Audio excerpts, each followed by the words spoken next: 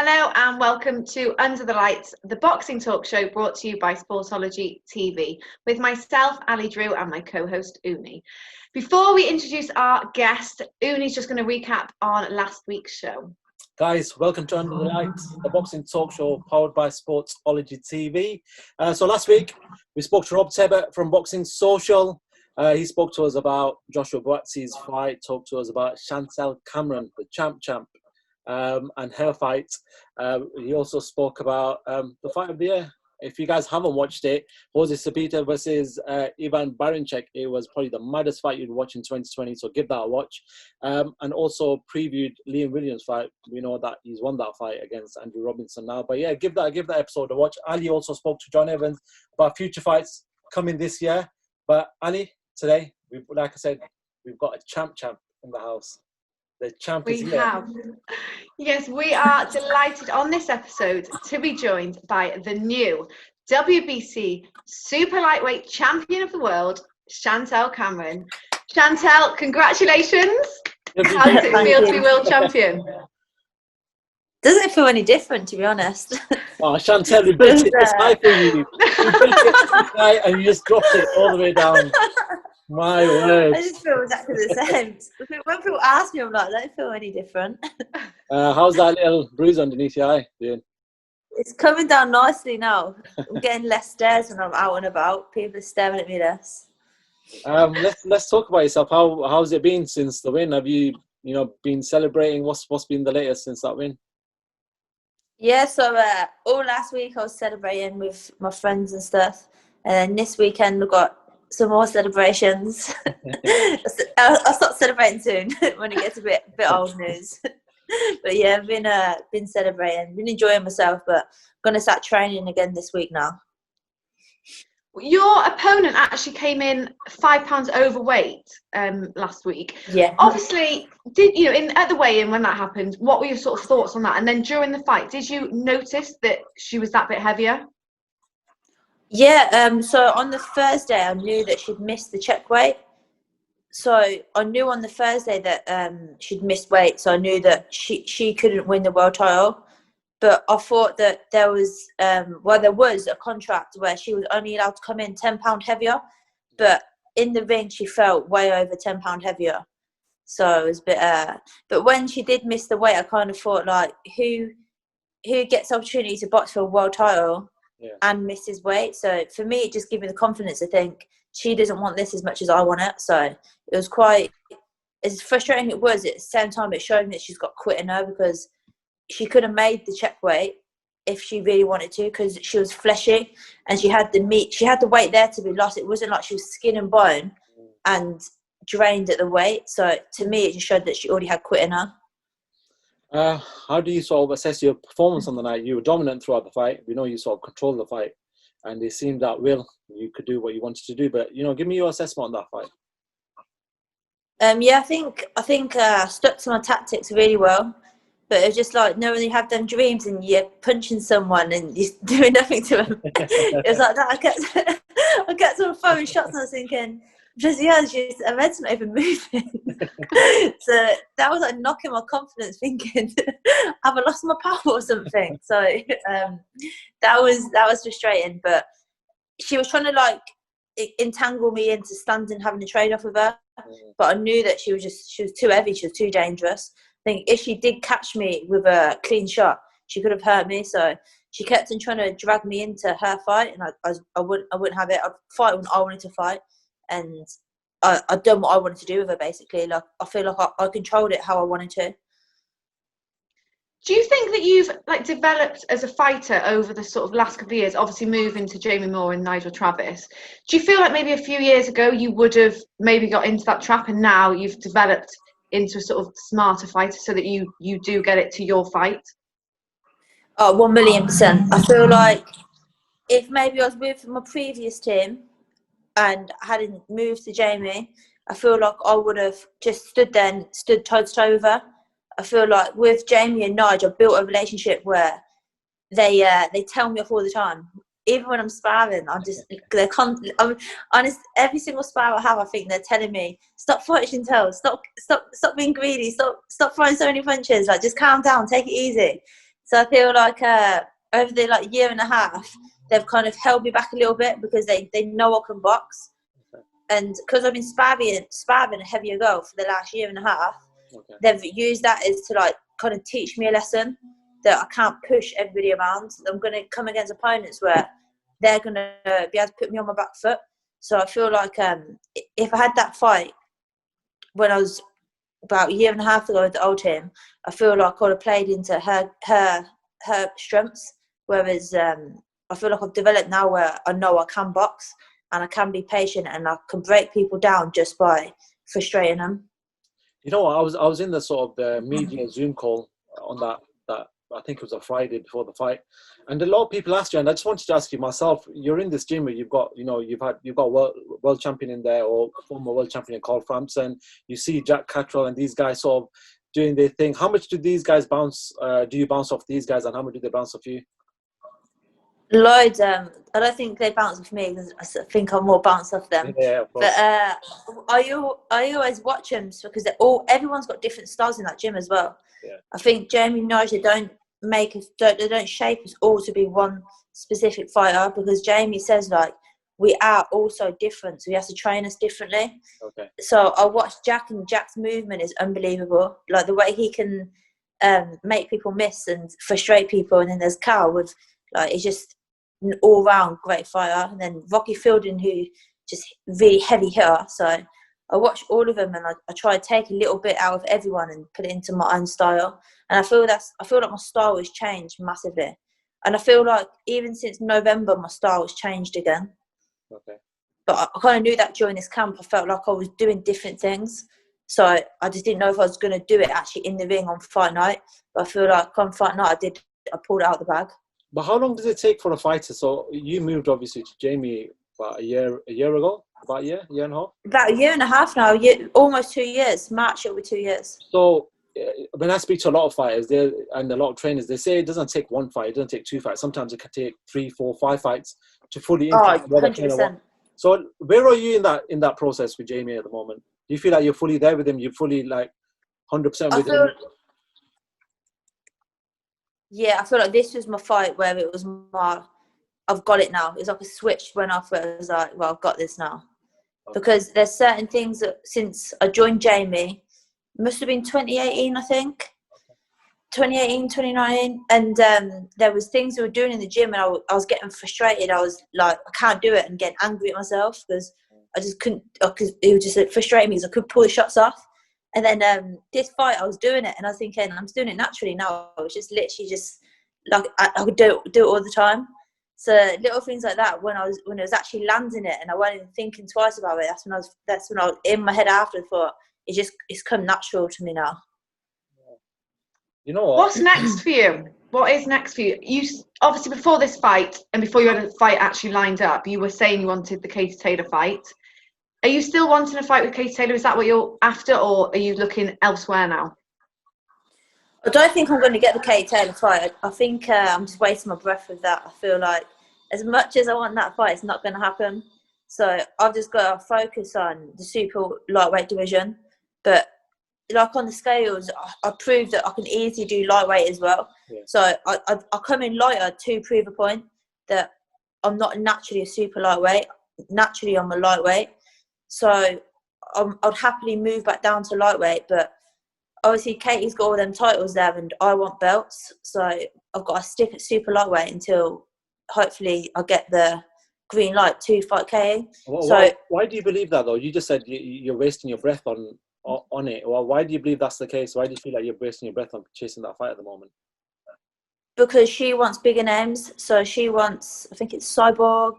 Yeah. There's talk about fighting McCaskill again, and I just don't fit into that category. So I'm just being optimistic, and as much as I'd love that fight, it's got to be real. I'm not one of them names, so I just got to crack on with my own career. But it'd be a big fight if you think about, obviously you're a world champion at a different weight, but regardless, you're both from these shows. She's from Ireland, you're from the UK, so you're both sort of with like Matchroom Eddie, you can both make this fight can be made. Do you understand? So like, there's a lot of anticipation towards this fight, and I think people would like to see it. And I think our styles as well. Our styles would make such a good fight.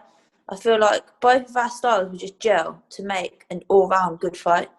But I don't think they want it, so Actually, I'll you crack know, on. we spoke to Rob last week, didn't we? Rob Tebber, and we asked him about you versus Katie, and he said you'd win him, or you'd win that fight. You'd beat her, to be honest. So I feel like I'm fresher now. I feel like I've got more in.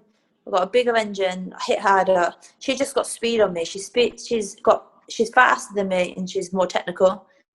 That's it. But I feel like this is a pro game now where you're going to burn out, and when you burn out, I'm going to take over. So I think I'll win it. you know what, Chantelle? One thing that stood out from that media call that day was that you were talking about when you were with Team GB, and you just thought, you know what, I'm going to go to Australia, and I'm just going to sort of see what I can do out there, maybe work out there, do some MMA out there. But how life's changed for yourself? Did you envisage this sort of crazy? Did you envisage boxing, female boxing, to become what it is at the moment? And did you envisage yourself sort of becoming this superstar on Sky Sports and, you know, winning world titles and stuff? It's crazy because you think like everything does happen for a reason, and I was literally like inches from booking my flights. I was having the phone conversation with the guy, like getting myself prepared to go out there, and then next thing I signed pro, and then I had to have the phone call with him saying, "Look, I'm really sorry, but there's a change of plan." And I felt terrible because I was like, he's gone out of his way for the last month or something, getting this plan together for me to go out to different places in Australia and teach in shelters, and then I just ring him up and say I'm turning professional. So I felt a bit bad, but it worked out for me. I'm sure he even looks back at it and thinks you made a good decision with that one. Your face is everywhere. You seem to be on Sky Sports. You seem to be a lot more active in the media, so a lot of people are looking at you now. I think there's a lot of female fighters that are looking at each other to bounce off each other now as well. Because to be honest, when it comes to female fighting, there isn't that many, or there isn't that depth of top quality fighters yet. There is a good list, but per division, there is probably that depth that you'd like. Yeah, 100%. I feel like it's definitely growing. Like one of my good friends from the kickboxing days, Louise Orton, she's waiting for her debut, and she's such a good fighter, but she's just not been given the opportunity yet. Okay. So it's just as soon as women get the opportunities, then it's going to be a lot better. But because nobody's seen Louise at the moment, nobody's seen what she can do. So I can't wait until she gets the opportunity and she can shine as well. How grateful is it that Eddie's actually putting on or signing up these female fighters, and he's putting on these sort of fighters on these cards? You know, there's quite a lot of women fight. I think this there might be there's a fight this weekend, actually Savannah Marshall and Hannah Rankin this weekend as well. So Eddie's doing and Ellie Scotney making her debut as well. Oh yes, she's really good. Yes. She's very good. She is. Yeah. So Eddie Hearn, he's doing the business for you guys, isn't he? Yeah, he's pulling out all the stops, especially getting world title fights as well. Yeah, because there's the triple header, the women's 3 triple header world title fights happening 14th November. It's the first time ever. Do you think that obviously things like this are happening and there is women's boxing is growing? Do you think we're a million miles away from it being to the level it needs to be? Do you think there's still a way to go? Yeah, I think there still is a way to go. I feel like the 3-minute rounds, like they need to come in for the women as well, because the 2 minutes you can't get stoppages. They can just recover too quick. Like even on Sunday, I feel like even though she was the bigger woman, I think one of the rounds where she was going, but the bell went, and it's just there's not enough time to get stoppages, and people do want to see stoppages. It's more entertaining, and I feel like the pays will be paid the same as the men. And I feel what Eddie's doing with his shows is amazing, but some of the other promoters need to jump on that as well, because it's all Eddie, ain't it? So maybe some of the other promoters took the gamble with the women as well. You know what, you're just going off what you're saying. That when it comes to combat sport, when it comes to women combat sport, I always look at the UFC, and you always see that the UFC have sort of promoted these women as much as the men. You get like the Shevchenkos, and you've had Ronda Rousey's back in the day. You've got Amanda Nunes at the moment, who's just they call her the GOAT because they give her a pip. She's a headlining event. How far is boxing behind that level? That's like the elite top level. The UFC, it's like the way the women treat there. It looks like it's just exactly the same as the men. They're just I think they've nailed it on the head. I feel like boxing's it's not a million miles away, but it's not there yet, is it? Still got a way to go. Do you think that the changing to the 3-minute rounds, obviously for more sort of stoppages, more knockouts in the women's game, will help as well? Because there's been quite a few recently as well, quite a few fights that have gone to decision, and there's a lot of debate. Actually, did they win? You know, Katie Taylor fight, or even the Terry Harper fight with Natasha Jonas. You know, there's a lot of who actually, you know, got the win. Do you think that if you do the 3-minute rounds, that would just sort of cut? Obviously, it's always going to happen. It's boxing, but do you think that would massively help to stop that happening? 100%. I feel like the 2-minute rounds, it's the pace that we fight at. So we fight at a very high pace because we've only got 2 minutes. Whereas the 3 minutes, like, the pace may slow down, but it's not going to leave it to the judges to be like, not panic, but just be like, oh, where should we go? Whereas with 3-minute rounds, I feel like it's somebody's going to boss it more than the other, and I feel like it'll be a bit more of a level playing field. Whereas I feel like 2-minute rounds they're over so fast. Like sometimes I'm like, well, what round are we even on? Because they just literally just go so quick. I was like, what? Are we halfway through yet? Or It's crazy. Chantelle, before we let you go, I want a prediction on the fight that's been announced just recently. Luke Campbell versus Ryan Garcia. Obviously, Luke, you might know through the circuit, through the GB circuit and whatever else, but how do you see that fight playing out? How do you see that one? How do you see that fight playing out? I think Luke will win it. I can't wait to watch that fight. Yeah. I think Garcia is unreal, but I don't know. I just think experience and maturity, and I don't know. I just think Luke's going to come out on top. Another prediction we want you to make is Lomachenko Lopez. What do you think is going to happen with that fight? I'm going to say Lomachenko just because I'm such a fangirl. I think a lot. It's got to be Lomachenko. I think a lot of people are fans, actually, to be honest. I think there's a lot of fans out there. So Lomachenko for that one, right? Yeah, Lomachenko. By stoppage, go the distance. What do you think? No, I think it'll go the distance. Do you feel like Lopez can sort of cause any damage, or do you just feel like it's going to be unanimous? I don't know. I think it will be a close fight because obviously the level they're both fight at. But I just think Lomachenko will just come through. Cool. A lot of people are. I don't think he'll cause like serious damage, and I think he'll cause serious damage. I think a lot of people. I think most people think Lomachenko. To be honest, no one would really bet against him from what we've seen, would they? I guess so. Just have to wait and see. Yeah, I wouldn't bet against him. Chantelle, listen, you've been a star. Congratulations once again on your WBC Thank win. you. No doubt we'll see you in the ring at some point whenever Eddie can sort out dates and you recover from all the celebrating that you're doing at the moment. Hopefully this year. Get me back in. But yeah, congratulations. Thank you very much for being on and chatting to us as well. No, it is. My pleasure. Thanks, Chantelle, and we'll catch you Thank soon. you. Good luck going back to training. Have a nice day as well. The champ is in the house. Chantelle, take care. See you later. See you. Bye. Bye. Bye. That was the new WBC Super Lightweight Champion Chantelle Cameron. Now for some boxing news that has come out this week. The news that the Tyson Fury Deontay Wilder trilogy fight is off. After the December date has been pulled, Tyson Fury has said he's foregoing the fight and that he is coming home to fight, hopefully in the UK, in December. So that also means that it leaves the way clear for Tyson Fury and AJ to fight in 2021.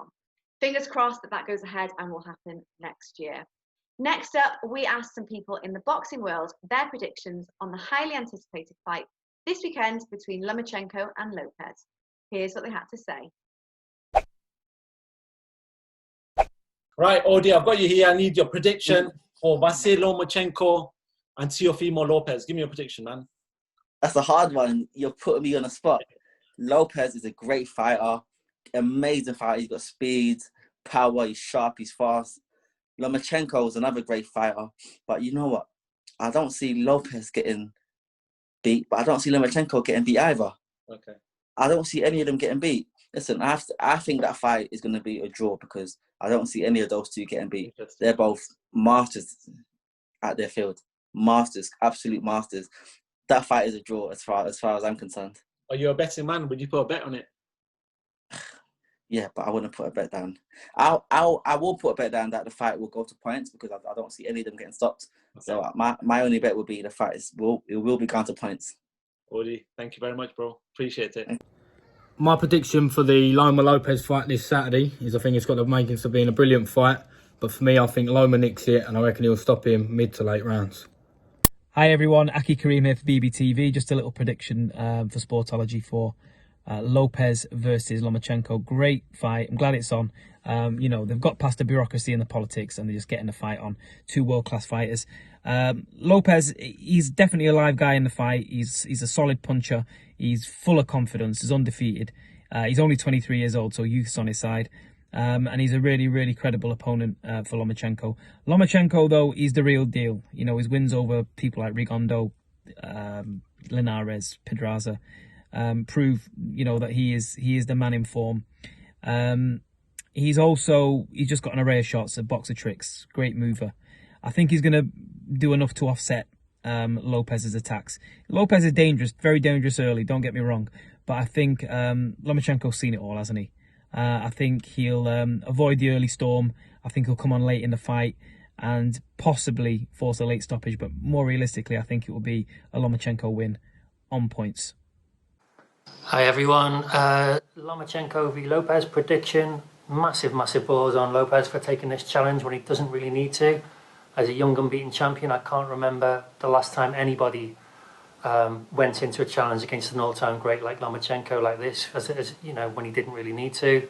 Massive props, but my prediction is a late Lomachenko stoppage. Quick fight prediction for Lopez versus Lomachenko. I'm going to have to lean with the favourite on this one. Lomachenko, I don't believe he's over the hill yet. I think he's #1 in the division. He's certainly one of the best pound-for-pound fighters of this generation, perhaps even longer. However, you know, Lopez is a great fighter. He's daring to be great. Absolute credit to him for stepping up. 23 years old, young and hungry. Although he's already world champion, he's proven his worth to be in there. I actually got to train with him and watch him spar quite a bit during my time in America. So I know exactly how sharp he is, and I believe he can do it on the night. You know, he's been more active than Lomachenko. He fought 4 times last year. Lomachenko fought twice, and by the time they actually fight, it's going to be a year before Lomachenko's actually been in the ring. So that could be a factor, but I'm going to have to lean towards Lomachenko on this one. Best wishes to both fighters. Boom. So my Lomachenko-Lopez prediction, I actually think Vasily Lomachenko will win by stoppage. I think that the body work of Vasily Lomachenko in the middle to late rounds will start to get to Teofimo Lopez. Lopez is a massive 135-pounder. I don't think that if this fight was on the table and he was not with Top Rank, I don't think he would take it. I think he would move up. I think the allure of it being an undisputed, depending on what you think of the WBC title fight with an in-house top-ranked fighter. I think the lure of that for everybody, Barbarian, Vasily Lomachenko, and Teofimo Lopez himself, has made this fight happen now.